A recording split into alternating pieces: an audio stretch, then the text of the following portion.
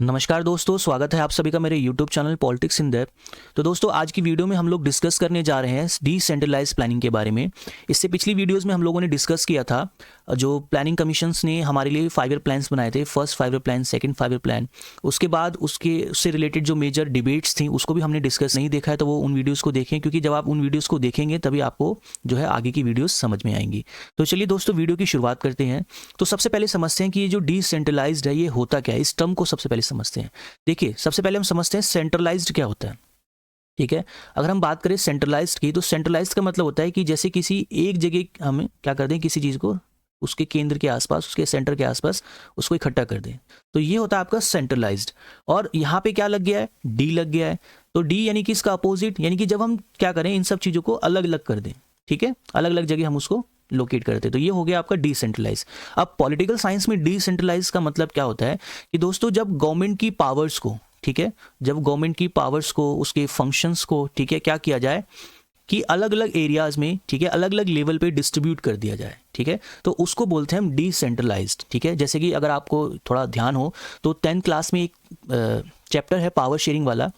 उस power sharing में एक कॉन्सेप्ट है हॉरिजॉन्टल, ठीक है, हॉरिजॉन्टल और versus horizontal and vertical distribution of power. ठीक है, horizontal and vertical distribution of power का एक कॉन्सेप्ट है जिसमें कैसे गवर्नमेंट की पावर्स को जो है with in the different level, for example अगर मैं बात करूं इंडिया में, तो गवर्नमेंट की पावर्स एंड फंक्शंस को थ्रू दी कॉन्स्टिट्यूशन जो है वो सरकार के विभिन्न जो स्तर हैं, जैसे कि सेंट्रल लेवल पे सेंट्रल गवर्नमेंट, फिर स्टेट लेवल पे स्टेट्स गवर्नमेंट, और उसके बाद लोकल गवर्नमेंट्स में क्या कर दिया गया है, डिवाइड कर दिया गया है। इसके लिए प्रॉपर लिस्ट भी है, जैसे सेंट्रल लिस्ट है ना, स्टेट लिस्ट। उसके साथ साथ जो लोकल गवर्नमेंट्स हैं उनको भी कुछ सब्जेक्ट्स जो हैं वो स्टेट लिस्ट से ट्रांसफ़र किए गए हैं।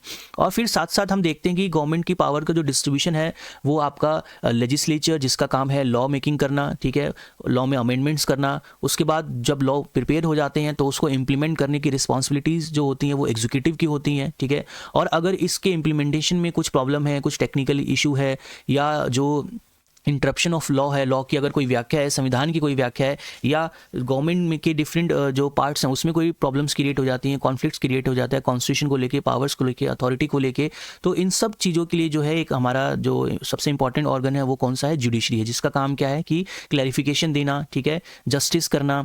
और अगर कोई भी टेक्निकल इशू है कॉन्स्टिट्यूशन को लेके, उसकी व्याख्या को लेके, तो वो करने का जो काम है वो किसका है, जुडिशरी का है। ठीक है, वो ये भी देखती है कि भाई जो कोई लॉ है वो कॉन्स्टिट्यूशन के अकॉर्डिंग है या नहीं है ना। तो इस तरह से जो पावर्स हैं उसको क्या कर दिया गया, डिसेंट्रलाइज कर दिया गया है with in the different level of government and different organs of government, जैसे कि central government, state government and local government, and आपका जो है लेजिस्लेचर, एग्जीक्यूटिव एंड जुडिशरी। तो दोस्तों यही है डिसेंट्रलाइज प्लानिंग। अब डिसेंट्रलाइज ऐसा क्यों किया गया, क्योंकि जब मोनार्क होता था ना दोस्तों, जब मोनार्की हुआ करती थी, तो मोनार्की में आप सबको पता है कि जो राजा होता था उसके हाथों में ये सारी पावर होती थी, है ना। उस टाइम में जो गवर्नमेंट होती थी वो कैसी होती थी, सेंट्रलाइज्ड होती थी, कि सारी पावर्स जो है वो एक ही व्यक्ति के हाथ में, एक ही अथॉरिटी के हाथ में, एक ही पर्सन के हाथ में, एक ही इंस्टीट्यूशन के हाथ में है। वही लॉ मेकिंग कर रहा है, वही उसको इम्प्लीमेंट कर रहा है, वही जो है वो जुडिशरी का भी काम कर रहा है। ठीक है, तो इस तरह से जो वो अथॉरिटी है उसका कह सकते हैं कि कंट्रोल, उसको कंट्रोल करना काफ़ी मुश्किल हो जाता है, और कई बार वो किस में कन्वर्ट हो जाता है, डिक्टेटरशिप में कन्वर्ट हो जाता है। और ऐसा ही हमें मोनार्की में देखने के लिए मिलता था। तो इसी चीज़ को अवॉइड करने के लिए जो है वो कॉन्स्टिट्यूशन में, चाहे वो इंडिया के कॉन्स्टिट्यूशन की बात करें अगर हम उसमें, तो इंडियन कॉन्स्टिट्यूशन के कॉन्टेक्स्ट में काफ़ी बेहतरीन तरीके से जो डिसेंट्रलाइज्ड का जो कॉन्सेप्ट है उसको अपनाया गया है, जिसमें पावर्स का, फंक्शंस का, गवर्नमेंट का जो है डिफरेंट लेवल्स ऑफ गवर्नमेंट और different organs of government horizontally and vertically powers को डिस्ट्रीब्यूट किया गया है, ताकि जो पावर शेयरिंग है वो अच्छे से हो सके, और जो गवर्नमेंट है वो उसको वो कंट्रोल में रहे, है ना। डेमोक्रेसी में बेसिकली गवर्नमेंट को कौन कंट्रोल में रखता है, जनता कंट्रोल में रखती है, ताकि गवर्नमेंट जो है वो अथॉरिटेटिव ना बन जाए, वो डिक्टेटर ना बन जाए, है ना, क्योंकि ऐसे चांसेस रहते हैं।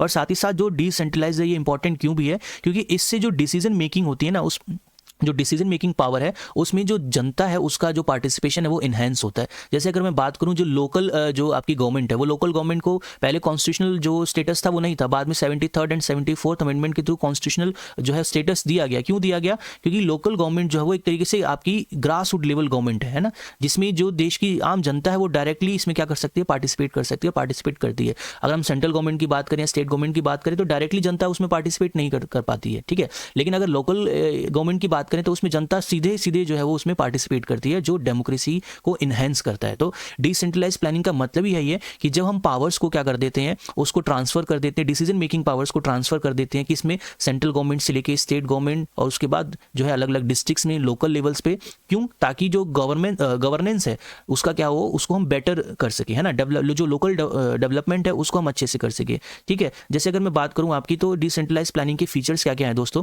तो सबसे पहला है कि लोकल पार्टिसिपेशन। जैसे अगर मैं बात करूं, जो लोकल गवर्नमेंट्स होती है, पंचायत होती है, म्यूनसिपैलिटीज़ होती हैं, ठीक है, नगर निगम होते हैं, इसमें जो वहाँ के लोकल लोग हैं उनका डायरेक्टली पार्टिसिपेशन होता है ना। और ये ऐसा क्यों है, इसलिए भी इंपॉर्टेंट है क्योंकि इससे जो डेमोक्रेसी है वो क्या होती है, इन्हेंस होती है। आप देखो पंचायती राज इंस्टीट्यूशन जो आया था, है ना, आगे चल के मैंने अभी थोड़ी देर पहले आपको बताया कि 73rd एंड 74th अमेंडमेंट के थ्रू इसको जो है, जो rural and urban local bodies हैं उनको क्या कर दिया गया, कॉन्स्टिट्यूशनल स्टेटस भी दे दिया गया। क्यों, क्योंकि इससे जो लोकल पार्टिसिपेशन है वो इन्हेंस होता है डेमोक्रेसी में।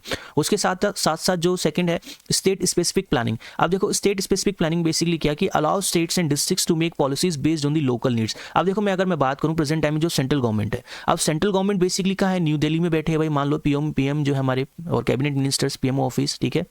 अब ये भारत कितना बड़ा देश है ना, भारत एक काफ़ी बड़ा देश है। अगर मैं बात करूँ सपोज जैसे कि मैं बिहार की बात करता हूँ, ठीक है ना। अब बिहार में जो मैं बिहार से बिलोंग करता हूँ, अगर बिहार में बात करूँ तो जो मेरा डिस्ट्रिक्ट है, तो मेरे डिस्ट्रिक्ट की जो प्रॉब्लम है ना, जो लोकल एरिया की जो प्रॉब्लम है, तो उस लोकल एरिया की प्रॉब्लम को वहाँ के जो लोकल्स हैं वो अच्छे से समझ सकते हैं कि वहाँ पे ड्रिंकिंग वाटर जो है उसको कैसे उसको अवेल कराया जाए, जो प्राइमरी हेल्थ एंड एजुकेशन है उसको कैसे अवेल कराना है। तो जो लोकल्स होते हैं वो अपनी लोकल प्रॉब्लम्स को बहुत अच्छे से डील कर सकते हैं। और अगर हम उनको अलाउ कर देते हैं उन प्रॉब्लम्स को सॉल्व करने के लिए, ठीक है, उसको लेके डिसीजंस लेने के लिए, तो इससे क्या होगा कि काफ़ी अच्छे तरीके से जो है वो डिसीजंस लिए जा सकेंगे। आप सेंट्रल लेवल पे जो बैठे हुए हैं या स्टेट गवर्नमेंट की जो बात करें, तो वो जो लोकल इश्यूज होते हैं वो उससे वो इतना जो है फैमिलियर नहीं हो सकते हैं, है ना। हालांकि वो एंटायर कंट्री के लिए डिसीजन लेते हैं, उनका डिसीजन पूरे देश के लिए होता है, पूरे राज्य के लिए होता है। लेकिन जब हम बात करें एक स्पेसिफिक एरिया की, अगर मैं दिल्ली, जैसे प्रेजेंट टाइम में मैं दिल्ली में रह रहा हूँ, यहाँ मैं जॉब करता हूँ, पढ़ाता हूँ, तो यहाँ दिल्ली की अगर हम बात करें तो दिल्ली में भी जो अलग अलग हमारी कॉन्स्टिट्यूंसीज हैं, ठीक है, क्षेत्र हैं, हर क्षेत्र की अपनी अलग अलग समस्या है। जैसे साउथ दिल्ली जो है वो नॉर्थ दिल्ली से बिल्कुल अलग है ना। तो जो साउथ दिल्ली, जो नॉर्थ दिल्ली है, उसकी जो समस्या है, वो प्रॉब्लम्स हैं, वो वहाँ के जो लोग हैं वो बहुत बेहतर तरीके से जानते हैं। तो ऐसे में अगर हम एक ऐसी अपॉर्चुनिटी क्रिएट कर देते हैं कि जिससे जो लोकल्स हैं वो डेमोक्रेसी में पार्टिसिपेट कर सकें, तो ये काफ़ी इंपॉर्टेंट हो जाता है। और वो जो डिसीजंस लिए जाएंगे वो बहुत ही, जो हम कह सकते हैं कि दोस्तों इम्पैक्टेड है ना, बहुत ही इंपॉर्टेंट जो है वो डिसीजंस होंगे, जिसमें उस देश की, जो उस क्षेत्र की जो जनता है वो इन्वॉल्व होगी। साथ ही साथ जो डिसेंट्रलाइज प्लानिंग है, इसकी और क्या फीचर्स हैं कि ये एफिशिएंट रिसोर्स एलोकेशन करता है। जैसे मैंने आपको बताया कि भाई जो ग्रास रूट लेवल है, जो वहाँ के जो लोकल्स हैं, है ना, उनको पता है कि उनको किस क्षेत्र पे, किस समस्या पे ध्यान देना है, कैसे उनको जो है मतलब जो है डेवलपमेंट करना है। जो प्राइमरी हेल्थ है, चाहे वाटर की अवेलेबिलिटी है, इलेक्ट्रिसिटी की अवेलेबिलिटी है, चाहे वो रोड हो, चाहे और भी कोई दूसरी जो उनकी जो लोकल इशूज़ हैं, समस्याएँ हैं, तो उनको वो बहुत अच्छे तरीके से मैनेज कर सकते हैं, ठीक है, उसको उठा सकते हैं और जो रिसोर्सेज हैं उसको एफिशिएंट तरीके से एलोकेट कर सकते हैं। तो ये कुछ इंपॉर्टेंट फीचर्स हैं किसके, डिसेंट्रलाइज प्लानिंग के। तो दोस्तों इसमें एक बहुत ही इंपॉर्टेंट मॉडल जो है वो हमारी एनसीईआरटी की बुक में दिया गया है, विच इज़ केरला मॉडल। तो now we are going to discuss the Kerala model, कि कैसे जो केरला है, ठीक है, उसने डिसेंट्रलाइज प्लानिंग को अडॉप्ट किया, ठीक है, और इस प्लानिंग के थ्रू जो है क्या क्या जो हमें जो चेंजेस हैं वो देखने के लिए मिले, ठीक है, केरला में। और प्रेजेंट टाइम में अगर हम बात करें तो जो काफ़ी कुछ जो अचीवमेंट्स हैं वो हमें केरला की देखने के लिए मिलती हैं इन वेरियस सेक्टर। तो now we are going to discuss the Kerala model related to the decentralise planning.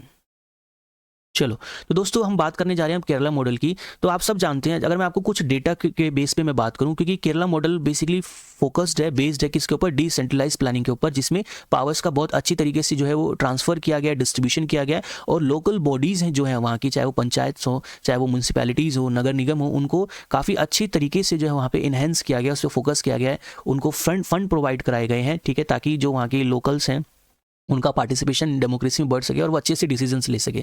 और इसका हमें आउटपुट किस में देखने के लिए मिलता है, जैसे अगर मैं बात करूं ह्यूमन डेवलपमेंट इंडेक्स की, तो दोस्तों क्या आप जानते हैं कि भारत में कौन सा ऐसा स्टेट है जिसका एसडीआई रैंक सबसे ज़्यादा है, तो वो है आपका केरला, ठीक है। तो केरला का जो SDI रैंक है वो सबसे ज़्यादा है, ठीक है। ह्यूमन डेवलपमेंट की अगर मैं बात करूँ उसमें, तो जैसे कि कुछ इसके इंपॉर्टेंट एस्पेक्ट्स देख लेते हैं केरला मॉडल के, कि केरला मॉडल ने जो डिसेंट्रलाइज प्लानिंग को अपनाया, ठीक है, जो लोकल बॉडीज़ को इन्हेंस जो उन्होंने किया, इससे क्या हुआ कि हाई लोकल जो गवर्नमेंट इन्वॉल्वमेंट है वो हमें देखने के लिए मिलती है, ठीक है।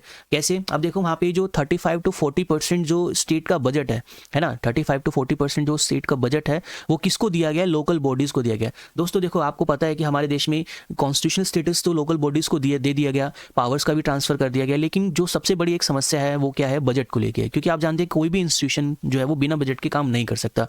और जैसा कि अगर मैं आपको बताऊं, दिल्ली में, हालांकि दिल्ली में ये एक पॉलिटिक्स का भी मतलब इशू बन जाता है कि जो हमारी MCD है उसमें एक अलग पार्टी की गवर्नमेंट थी, अब वो चेंज हो गई है, अब स्टेट में एक अलग पार्टी की गवर्नमेंट है, तो हमें वहाँ पे कॉन्ट्रडिक्शंस देखने के लिए मिलते हैं। लेकिन एक जो सबसे बड़ी मेजर समस्या हमारी लोकल बॉडीज़ की है वो किसको लेके है, बजट को लेके, कि उनके पास एक सफिशिएंट बजट नहीं है। हालांकि लोकल बॉडीज़ को जो है इसके लिए कॉन्स्टिट्यूशनल प्रोविजन भी किया गया कि जो स्टेट गवर्नमेंट है वो बजट क्या कराएगी, प्रोवाइड कराएगी, ठीक है।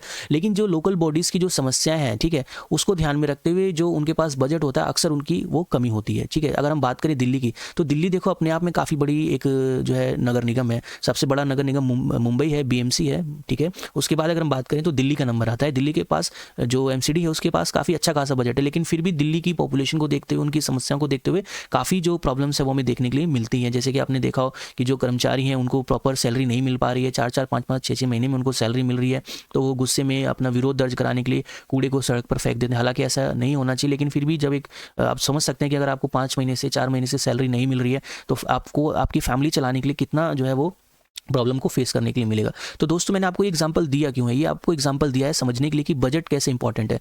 लेकिन अगर हम बात करें केरला मॉडल की, तो केरला मॉडल में बेसिकली जो है स्टेट का जो 35 से 40% जो बजट है वो किसको दिया गया, लोकल बॉडीज़ को दिया गया, ताकि वो अच्छे से काम कर सकें और अपने डेवलपमेंट जो लोकल जो इश्यूज़ हैं उसको वो टैकल कर सके, उससे रिलेटेड वो जो है डेवलपमेंट्स कर सके। उसके साथ साथ जो है केरला मॉडल में जो पीपल्स पार्टिसिपेशन है वो भी काफ़ी अच्छा जो है वो हमें देखने के लिए मिलता है। सिटीजन्स जो है वो डायरेक्टली इंगेज होते हैं किस में, प्लानिंग में, डिसीजन मेकिंग में। मैंने आपको बताया भाई लोकल जो गवर्नमेंट को कॉन्स्टिट्यूशनल जो स्टेटस दिया गया वो इसलिए दिया गया। अगर मैं आपसे पूछूं, वैसे डेमोक्रेसी का मतलब ही होता है कि जनता का जनता के लिए, जनता के द्वारा शासन, लेकिन बेसिकली ये देखने के लिए नहीं मिलता कि भाई कोई सेंट्रल गवर्नमेंट या स्टेट गवर्नमेंट में जो जनता है वो डायरेक्टली पार्टिसिपेट कर रही है। इलेक्शंस के थ्रू हम लोग पार्टिसिपेट करते हैं, लेकिन वो उसके बाद हमारा काफ़ी लिमिटेड उसमें हो जाता है। लेकिन अगर हम बात करें जो लोकल बॉडीज़ होती हैं, ये हमें एक ऐसी अपॉर्चुनिटीज़ प्रोवाइड कराती हैं कि हम अपनी लोकल जो इश्यूज़ हैं, जो प्रॉब्लम्स हैं, उसको क्या कर सकें, डायरेक्टली डील कर सकें। जैसे ग्राम सभा है, उसमें गांव के सभी लोग जो होते हैं वो मेंबर होते हैं, वो उनकी मीटिंग्स होती हैं, ठीक है, उसमें सभी लोग पार्टिसिपेट करते हैं, सब उसमें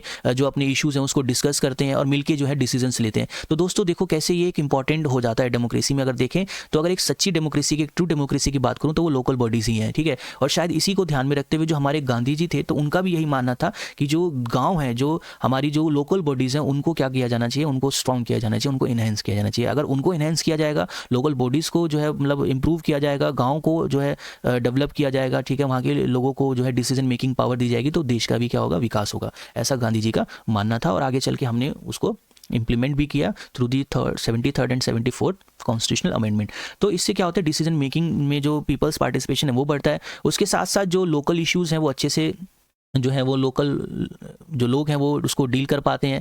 फोकस होता है किसके ऊपर, सोशल वेलफेयर पे। देखो मैं आपको अगर बताऊं तो आज केरला ना सिर्फ SDI के मामले में, हालांकि SDI में कई सारे पैरामीटर्स हैं जिसमें हेल्थ भी है, एजुकेशन भी है, लिटरेसी रेट भी है, ठीक है, एम्प्लॉयमेंट भी है, बहुत सारी इसमें पैरामीटर्स हैं। तो ये सारे इंक्लूड होते हैं कि इसमें सोशल वेलफेयर में। अगर हम बात करें कि केरला मॉडल की, तो केरला मॉडल की दोस्तों एक खासियत ये भी है कि इसमें गवर्नमेंट काफ़ी ज़्यादा फोकस करती है एजुकेशन पर, और जिसका रिजल्ट हमें क्या देखने के लिए मिला है दोस्तों, जिसका रिजल्ट हमें देखने के लिए मिला है कि लिटरेसी रेट की अगर हम बात करें तो इस देश की जो सबसे ज़्यादा जो लिटरेसी रेट है वो किसकी है, केरला की है। हालांकि केरला के बाद दूसरा कौन सा स्टेट से कमेंट करके आप बताइएगा मुझे जरूर, ठीक है। तो केरला जो है वो आपका लिटरेसी रेट के मामले में भी नंबर 1 है देश में, SDI के मामले में नंबर 1 है, ठीक है। हेल्थ केयर के मामले में भी काफ़ी जो है वहाँ की गवर्नमेंट ने हेल्थ केयर पे इन्वेस्टमेंट किया हुआ है, ठीक है, हॉस्पिटल्स वहाँ पे जो है वो बनाए गए हैं, ठीक है। और साथ ही साथ पॉवर्टी रिडक्शंस पे भी वहाँ की जो है focus government through the Kerala model करती है। तो ये कुछ इंपॉर्टेंट फीचर्स हैं केरला मॉडल के, जिसमें वो कैसे सोशल वेलफेयर पे फोकस करती हैं। उसके साथ साथ सक्सेस इन ह्यूमन डेवलपमेंट, ठीक है। अभी मैंने आपको जस्ट बताया कि ह्यूमन डेवलपमेंट के कई सारे एस्पेक्ट्स होते हैं, पैरामीटर्स होते हैं, जिसको लेके इसको प्रिपेयर किया जाता है, ठीक है। जब मैं आपको ज्योग्राफी पढ़ाऊंगा तो उसमें बताऊंगा इसके बारे में कि कैसे ये मर्ज हुआ, कि इसमें कौन कौन से पैरामीटर्स होते हैं, और ह्यूमन डेवलपमेंट इंडेक्स को लेके जो है क्या मेजर डिबेट्स भी हैं, इंडिया का क्या कंसर्न है, उसको भी हम लोग डिस्कस करेंगे जब मैं उस टॉपिक्स को पढ़ाऊंगा।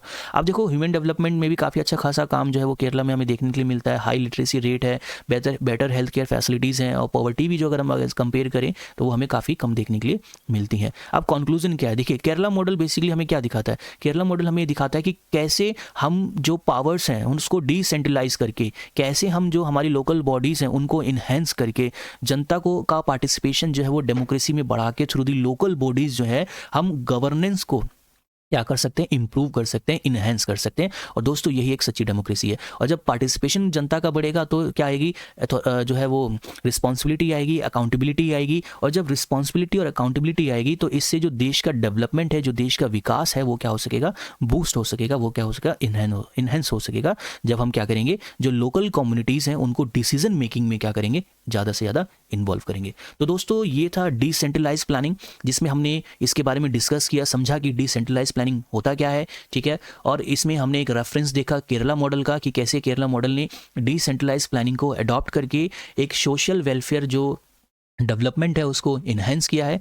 तो आई होप आपको ये वीडियो जो मतलब ये टॉपिक समझ में आया होगा। तो दोस्तों ये वीडियो यहीं तक, मिलते हैं नेक्स्ट वीडियो में। अगर आपको मेरी वीडियो पसंद आई हो तो प्लीज़ मेरे चैनल को सब्सक्राइब कीजिएगा, मेरी वीडियो को लाइक एंड शेयर कीजिएगा। और आपका कोई कमेंट है तो, कोई डाउट है तो भी आप मुझसे पूछ सकते हैं, या किसी और टॉपिक पर आप पढ़ना चाहते हैं तो वो भी आप मुझे कमेंट करके जो है बता सकते हैं। मैं कोशिश करूंगा कि जल्द से जल्द मैं उस टॉपिक पे आपके लिए वीडियो लेके आऊं। तो मिलते हैं दोस्तों नेक्स्ट वीडियो में, तब तक के लिए थैंक यू सो मच। जय हिंद।